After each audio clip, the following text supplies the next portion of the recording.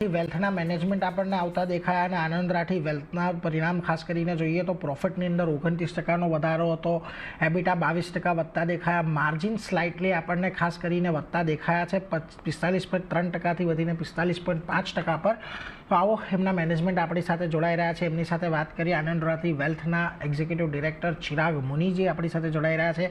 Chirag sir, સ્વાગત છે આપનું CNBC બજારમાં. Very good afternoon. અને ખાસ કરીને સૌથી પહેલાં તો તમારી પાસેથી જાણવું છે કે જો પેટ ગ્રોથ અહીંયાથી આપણને 29% જેટલો રહેતો જોવા મળ્યો છે 9 મંથની જ્યારે વાત કરીએ છીએ ત્યારે આ ઓપરેટિંગ લિવરેજીસથી કેટલો આ ગ્રોથ વધતો દેખાયો છે કે પછી આ ગ્રોથ છે મોટેભાગે માર્કેટ લેડ ગેઇનને કારણે છે, અને ખાસ કરીને રેવન્યુ માટે પણ સમજવું છે, તો કઈ રીતે આ ગ્રોથને તમે અત્યારે જોઈ રહ્યા છો?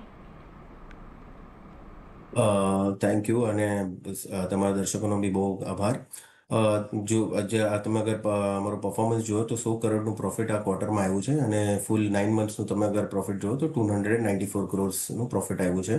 અને 9 મંથ્સનું તમે અગર રેવન્યુ જુઓ તો ઓલમોસ્ટ 897 ક્રોર્સ અને 305 ક્રોર્સ આ ક્વાર્ટરમાં આવ્યું છે. તો આ પરફોર્મન્સ ઓફકોર્સ તમે સહી અમને પ્રશ્ન પૂછ્યો છે કે ઓપરેટિંગ લેવરેજ તો ઓફકોર્સ થોડું માર્જિન ઇમ્પ્રુવમેન્ટ છે, બટ માર્કેટ રિલેટેડ અગર તમે કહો તો અમારી પ્રોપોઝિશન જ એવું છે કે અમે લોકો ક્લાયન્ટને જ્યારે અમે વાત કરીએ છીએ તો પહેલાંથી જ એમને ટ્યુન કરી રાખીએ છીએ કે માર્કેટમાં રોજ તમે હર વર્ષે તમે કાંઈ ને કાંઈ ઉતાર ચઢાવ તો જોવાના જ છો.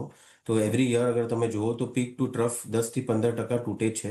તો તમારે જે રોકાણ કરવું હોય તો એ લોંગ ટર્મના હિસાબથી જ કરવાનું છે. અને ડિસ્પાઇટ કે માર્કેટ કન્ડિશન્સ એટલા આપણા ચેલેન્જિંગ હતા આ વર્ષમાં, તમારા નેટ ફ્લોઝ બહુ સ્ટ્રોંગ રહ્યા છે અને I think that is the main reason કે આ રેવન્યુ બી આવ્યું છે અને અમારું પેટ બી કન્ટિન્યુ થયું છે.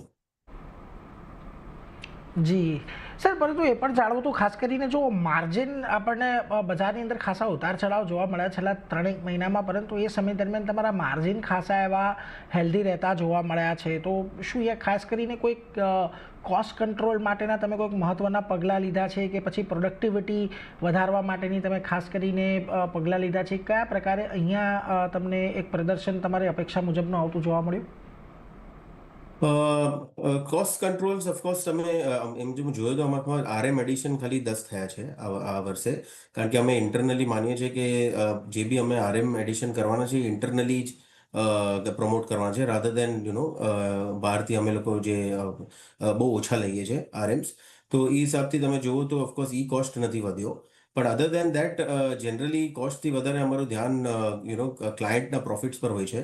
અને અગર ક્લાયન્ટ્સને અગર આપણે સારા રિટર્ન્સ આપીએ છીએ અને પ્રોફિટ આપીએ છીએ તો clients are very comfortable investing and that અમારું જે સ્ટ્રેટેજી એકદમ માર્કેટ એગ્નોસ્ટિક સ્ટ્રેટેજી બનાવી છે.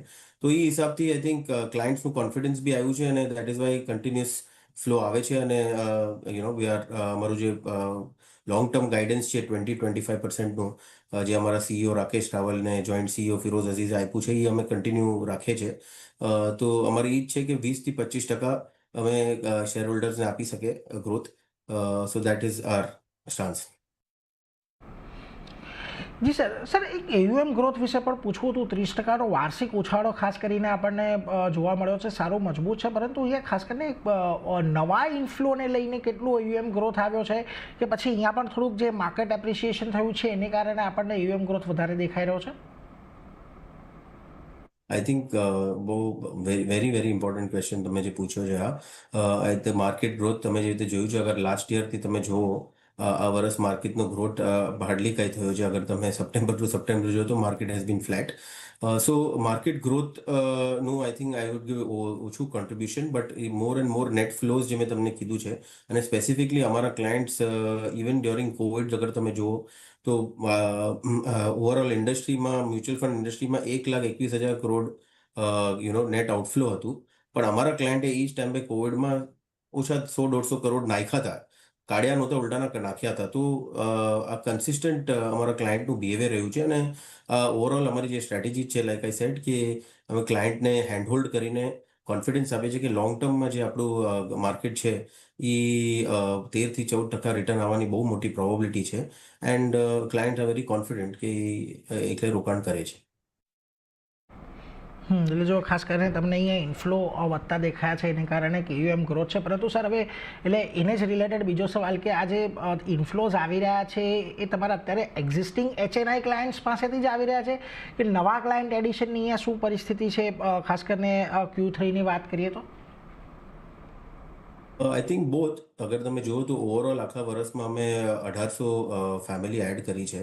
તો નવા ક્લાયન્ટ્સ બી આવીએ છીએ, અને અગર એક્ઝિસ્ટિંગ ક્લાયન્ટ્સનું જ્યારે અમે મેથેમેટિકલી લોજિક એમને બતાડીએ છીએ કે તમારા જે બહાર પૈસા પડ્યા છે એ અગર તમે અમારી સાથે રોકાણ કરો તો પ્રોબેબિલિટી હાઈ છે કે તમારા રિટર્ન બી સારા રહે અને તમારું રિસ્ક બી મેનેજ થઈ જાય, અને એ હિસાબથી બી પૈસા આવે છે. સો અમારા જે માર્કેટ ડ્રાઈવર્સ છે, વન ઇઝ જે ક્લાયન્ટ્સ, જે એક્ઝિસ્ટિંગ ક્લાયન્ટ્સ છે ત્યારથી એક્સ્ટ્રા પૈસા આવે છે, અને તમે નવા ક્લાયન્ટ્સથી બી પૈસા આવે છે, અને ઓફકોર્સ RM એડિશન થાય તો એ બી નવા ક્લાયન્ટ લાવે તો એનાથી થાય, અને માર્કેટ ગ્રોથ અગર થોડું મળી ગયું બાય ગોડ્સ ગિફ્ટ તો એનાથી ઓવરઓલ પરફોર્મન્સ અમારો જે 20-25% અમારો ગાઈડન્સ છે એ અમે મેન્ટેન કરવાની કોશિશ કરીએ છીએ.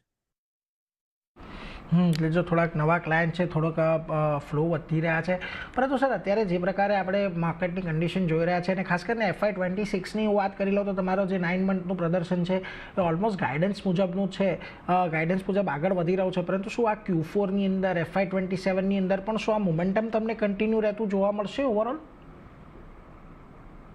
સો ઓફકોર્સ આપણે જોઈએ છે કે માર્કેટમાં વોલેટિલિટી બહુ વધી ગઈ છે because of the geopolitical situation જે આપણે હમણાં જોઈએ છે. એન્ડ અગર તમે જુઓ ઓવરઓલ બી અગર યુએસનું જે લિટલ બિટ ઓફ પોઝિટિવિટી આવ્યું છે બિકોઝ એ લોકોનું જે AI વેવ છે, lot of foreign investors want to invest in to US, and that's the reason. તમે અગર જુઓ તો બિકોઝ અગર તમે 2020થી 2024 જુઓ તો આપણે ડોલર ટર્મ્સમાં આપણી માર્કેટે ઓલમોસ્ટ 30% રિટર્ન આપ્યું છે. તો અગર એ 30% રિટર્ન અહીંયા આપ્યું છે તો ઓબ્વિયસ છે કે હાઈ પરફોર્મિંગ માર્કેટમાંથી પછી બીજા માર્કેટમાં જવા માટે, એટલે આપણે last year FIIs outflow almost 1,60,000 કરોડનો આપણે FII આઉટફ્લો જોયો છે. બટ હેવિંગ સેડ દેટ આપણું જે ડોમેસ્ટિક સિચ્યુએશન છે in terms of the overall macro, I think બહુ જ આપણા ફેવરમાં છે, આપણા કન્ડિશનમાં છે. અગર તમે એની મેક્રો જુઓ, GDP ગ્રોથ જુઓ તો 6.5% થી 7%ની એક્સપેક્ટેશન છે રિયલ GDP ને. ઇન્ફ્લેશન બી આપણું એકદમ કંટ્રોલમાં છે, ઇન્ટરેસ્ટ રેટ્સ બી એકદમ નીચે છે, અને જ્યારે ઇન્ટરેસ્ટ રેટ નીચે હોય ત્યારે ઇક્વિટી માર્કેટને વધારે પ્રીમિયમ મળે છે. લિક્વિડિટી આપણી એકદમ હાઈ લેવલ પર છે. ડોમેસ્ટિક 7.5 લાખ કરોડ ડોમેસ્ટિકે લાસ્ટ યર બાય કર્યા છે. તો અને 31,000 કરોડની તમે જુઓ તો આ ડિસેમ્બરમાં SIP નંબર આવ્યો છે. તો એ બધું અગર તમે જુઓ તો એકચ્યુઅલી બહુ લોંગ ટર્મમાં તો બહુ જ ફેવરેબલ છે. ગવર્મેન્ટ બી એનું પોતાનું કામ કરે છે in terms of GST cut, અને જે ડિસ્પોઝેબલ ઇન્કમ આપણા હાથમાં આપીને જે ઇન્કમ ટેક્સ કટ કર્યા છે, તો એનાથી બી જે ડિમાન્ડ આવવાની પ્રોબેબિલિટી છે એ બહુ હાઈ છે. તો અમારું એક્સપેક્ટેશન લોંગ ટર્મમાં, મીડિયમ ટુ લોંગ ટર્મમાં I think 10% expectation from the Nifty છે. અને અગર તમે મ્યુચ્યુઅલ ફંડને એવામાં રોકાણ કરો તો 3-4% એના પર એક્સ્ટ્રા આપણને આવી શકે.